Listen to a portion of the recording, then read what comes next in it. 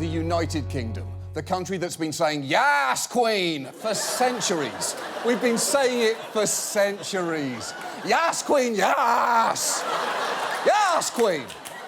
Now, the UK held a national election this week.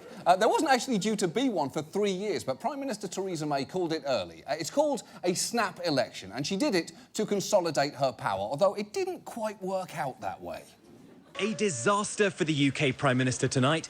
Theresa May's Conservatives suffering a stunning setback. Her goal of securing a stronger hand for Brexit negotiations has backfired spectacularly.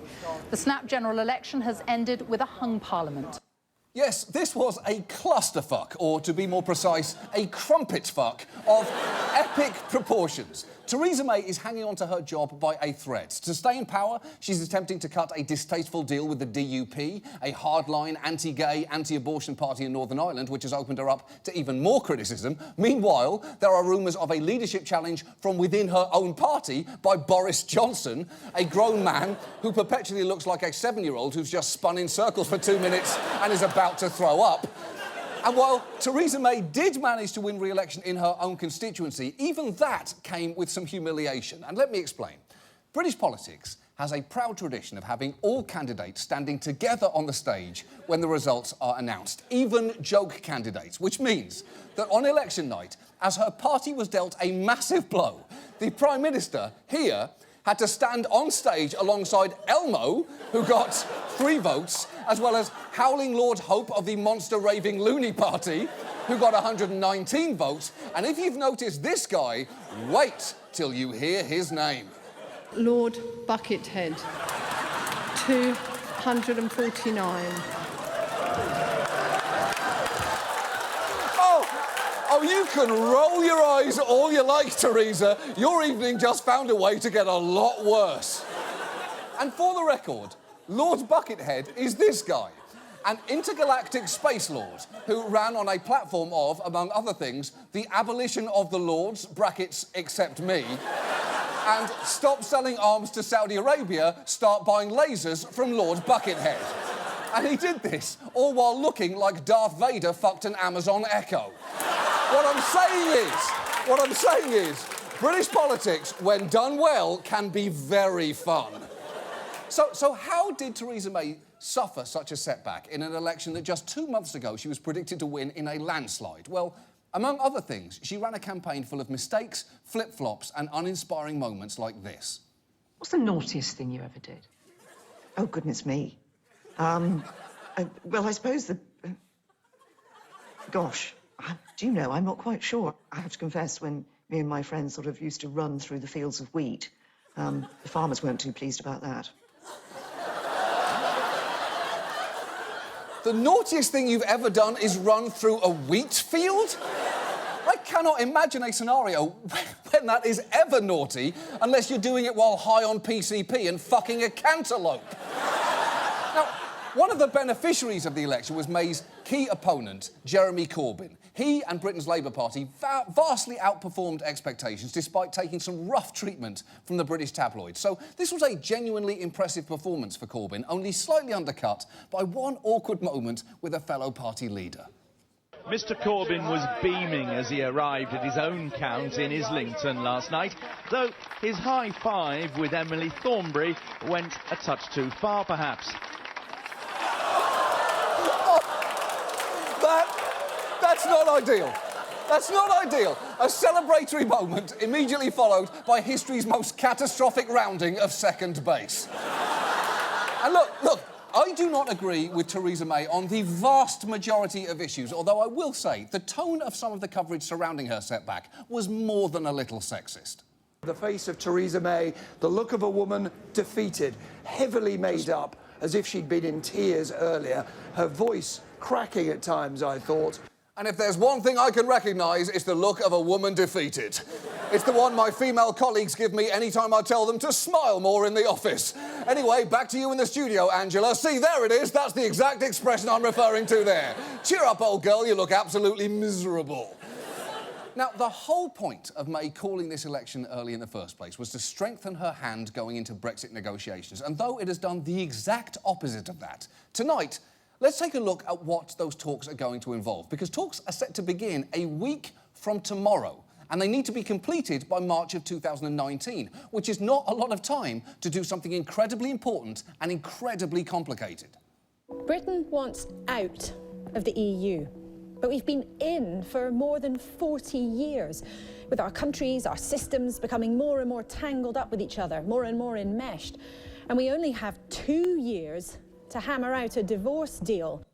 It's true. This is going to be a messy, complicated divorce. And it's a rough analogy, but try and think of it this way. Imagine if Florida wanted to secede from the Union.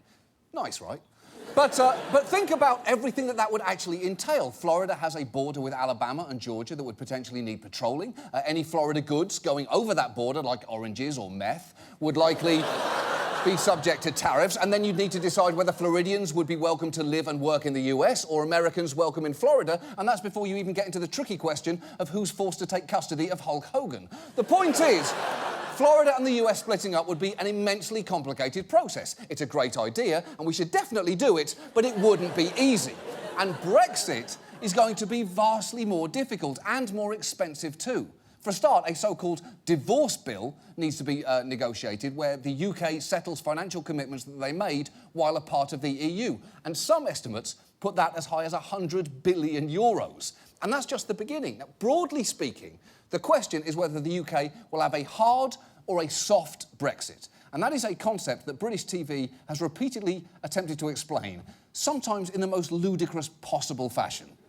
The options range from a harder Brexit to a softer Brexit. And what better way to judge people's political tastes than through cheese? Hard or soft? What? What better way to judge people's political taste than through cheese? I don't know, off the top of my head, literally all other ways. Even BuzzFeed would find "tell us what cheese you like and we'll tell you what Brexit you want" to be too stupid for one of their quizzes. And they've run the actual quizzes, "should you stick this up your butt?" and "which Olsen twin are you?" which is ridiculous because, as we addressed last week, there is only one Olsen twin. It's a gigantic conspiracy. You're being lied to. I just don't know why yet. But anyway, put that aside. That report actually had some useful information in it, if you can ignore the fact that it is pointlessly written on cheese. A harder Brexit would see the UK leave the single market. The UK would then trade with the EU under World Trade Organization rules. We'd also have more of a say over our borders so we could control immigration. A softer Brexit would see the UK remain part of the single market. There'd be continued free access for EU nationals, but Britain's exports wouldn't be subject to border checks. And that's actually a pretty decent explainer, although I really must insist that cheese is distractingly weird. Really, the only time cheese should be used as a framing device is if you are a mouse couple posing for wedding photos. And even then, it's a little Pinteresty. I'm just saying, it's never a bad idea to ask yourself, if you somehow couldn't Instagram your wedding, would you still be getting married? Anyway, the point is, within that hard-soft framework are decisions that will affect a lot of lives. Take immigration. There are currently 3 million EU citizens living in the UK and 1.2 million British citizens living in Europe, all of whom presumably wouldn't mind knowing where they're going to be allowed to live and what their rights might be in just 2 years' time. Then there's the issue of Northern Ireland, which is part of the UK and will therefore Brexit, but the Republic of Ireland is part of the EU. And any effort to start policing the border between them will be difficult because there is a long, painful history of tensions on the subject of that divide. The idea of border checkpoints suddenly splitting communities again could quickly become a nightmare. So this is a huge, delicate problem, which one news report illustrated in the most whimsical way possible. Pip the dog goes on a brief excursion to the Republic of Ireland and returns to the United Kingdom just as easily. This dog, he had no licence to cross the border, so he'll have to go to jail now. He's an illegal immigrant. Now, yes, that is undeniably an objectively silly way to illustrate an important issue, although I will say I'm not sure there is a better metaphor for the British Empire than "a jolly chap named Pip shows fuck all respect for a border. This bit of land here is mine, and this one too, and this part is very fun to play around in." And we haven't even got to what may be the most difficult issue of all here, and that is trade. Because pulling out of the EU single market without striking a favourable trade deal could expose UK products to high tariffs, and that is especially worrisome for farmers, since around 2/3 of the UK's agricultural exports go to the EU, not to mention the significant EU farm subsidies that would be lost. So it's frankly no wonder that farmers are concerned. Andrew Boff's family have farmed here since 1947. If we leave without a trade deal, he'll be badly hit. We'd have a job to export things because of the tariffs, particularly with something like these sheep, which 1/3 of all lambs in the country need to be exported. The whole food industry, I believe, is at risk. Yeah, we're going to have a rub, haven't we? That's what I do in life. Now listen. Could they have cut out of that interview before the pig started grinding on that post? Yes, but they didn't, because they knew that twerking pig may actually be the perfect embodiment of the entire Brexit situation. It's in motion already, we're all powerless to stop it, and it is impossible to look away.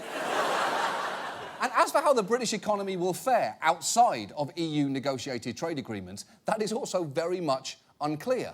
Some argue that things could work out great and that no matter what, British products are so desirable they will find eager customers all around the world. And maybe that's true. Maybe pork pies, Marmite, mushy peas and undiagnosed clinical depression will all take the planet by storm. And sure, that is technically possible, but there is a massive amount of work to do before that can happen. For instance, the UK will need to decide which EU laws regulating many of its industries it'll choose to keep, on everything from workers' rights to environmental protection. It'll also likely need to set up its own regulatory agencies to replace the EU bodies that it's been relying on, and it may also need to negotiate new treaties to replace the 759 EU brokered deals that it will immediately be excluded from, governing everything from wine to nuclear power to the 1981 bilateral agreement with Iceland concerning the trade of sheep meat and goat meat. What I'm trying to say is, any single part of Brexit is a mountainous task, and that is before you get to the tiny little bits that you understandably haven't even thought might be a problem. 250,000 dogs and cats go across the British Channel every year, trying to work out how the pet passports work. That would take several months of negotiation. He's right! They even have to work out the issue of pet passports. And while they are a genuine logistical concern, pet passports do also sound like they belong to real arsehole cats and dogs. I mean, technically I'm a Persian, but I consider myself more a citizen of the world. Fuck you, Muffin, you still use your mouth to clean your butt. You're not better than me. You're not better than me. And remember, the entire Brexit deal with the EU needs to be finalised within just 2 years. And if you're thinking, well, what if they don't get it done in that time? Well, this happens. If there's no deal, that leaves only one option: the cliff edge. The cliff edge describes the reality of one day being in the EU with everything that means, and the next day being out of it with no deal. You know, there is exactly one instance in which the melodramatic stock footage of an old-timey car flying off a cliff is appropriate for news broadcast, and congratulations, you have all just witnessed it. Because if there is no deal, everything from tariffs to immigration will basically default to the harshest possible scenario, which could destabilise the entire country. And look, in theory, they could get an extension on the negotiation, but that would require all 27 EU members to unanimously approve it, and I would not rely on that happening. The EU has a vested interest in making this negotiation as difficult as possible, because however much they may value the UK as a partner, they need to dissuade any other countries from pulling out.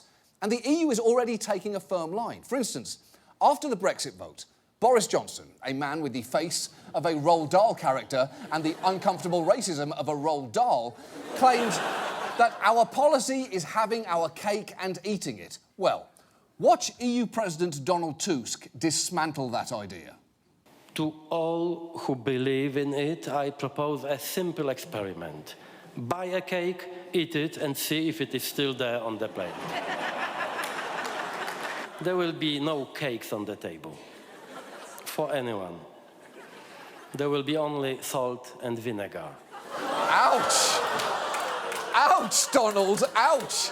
Nothing but salt and vinegar. That is some tough talk. Although, someone should probably tell him that British people absolutely love salt and vinegar. Just look at all of our variations on salt and vinegar crisps. So, to be honest, threatening the British by saying there will be only salt and vinegar on the table is like threatening the French by saying there will only be wine and baguettes.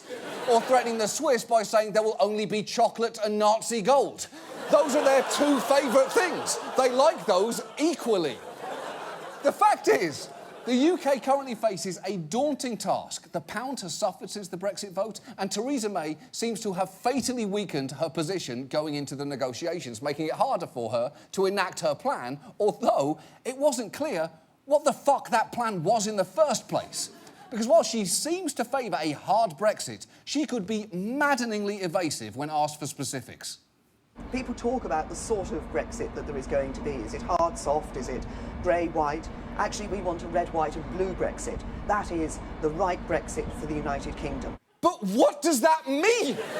You're heading into a negotiation that will set the course for Britain for generations, and you're naming colours on the fucking flag. Forget running through fields of wheat. That may be the most ridiculous thing you've ever said. And actually, you know what? I apologise to that guy from before. I said there was literally no worse way to discuss this than with cheese, but I was not counting on Thatcher in the Rye here answering a policy question with a fucking colour scheme. And you know what? Her vagueness did not go unnoticed. In fact, it is not a great sign that the single most honest statement from any candidate in this election regarding the difficulty of the task ahead came from a man with a 2-foot bucket on his head. Your Prime Minister, your MP, Theresa May, called this election about Brexit. Have we heard from her what she plans to do about Brexit? No. This is mad. On Thursday, you are going to be faced with Prime Minister May or Prime Minister Corbyn against 27 Prime Ministers from the European Union. It will be a shit show.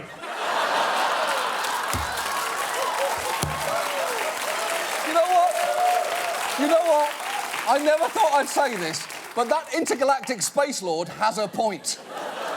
Look, in 8 days, the UK is set to walk into a negotiation with no real leverage, no significant political mandate, and no coherent plan. And I don't really have a solution to that. But I do have a proposal for Theresa May, because at this point, you have basically fucked everything up. And your only real chance here is to utilise the element of surprise. So how about, instead of sending a career negotiator, why not send someone that there is no way they would expect? I'm talking about someone bold, unafraid to call it how it is. Someone with a firm, leather-clad grasp of the issues. Someone with a bucket list of demands and an honest, slightly muffled voice. That's right. I'm talking about the intergalactic space lord himself. Here's the question. Is he willing to do it? Well, yes, he is.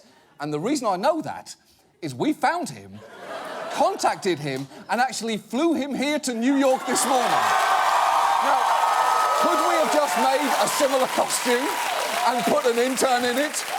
Yes, shit, we could have done that. That's a good point. But we didn't. And the fact that we didn't is why I am now able to present to you here tonight your new Brexit negotiator. Please welcome Lord Buckethead.